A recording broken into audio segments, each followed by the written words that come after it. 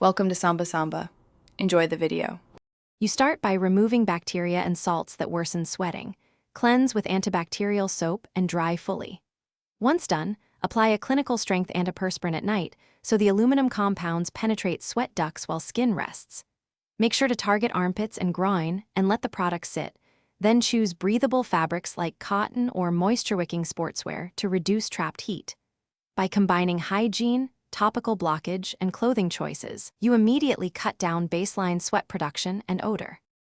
Once nightly antiperspirants are in place, escalate with aluminum chloride solutions if sweat persists.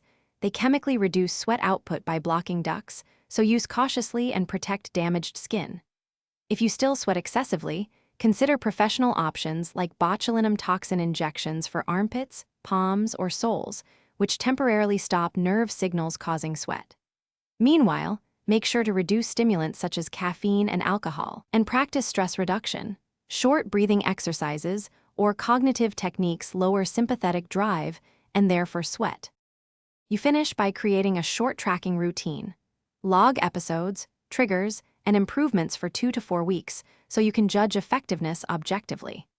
If topical and injection therapies don't control symptoms, consult a dermatologist to discuss oral anticholinergic medications or surgical options like endoscopic thoracic sympathectomy for severe cases.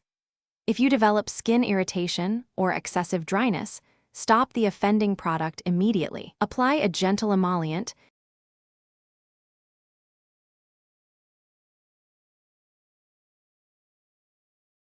Thanks for watching. Consider subscribing if we helped you.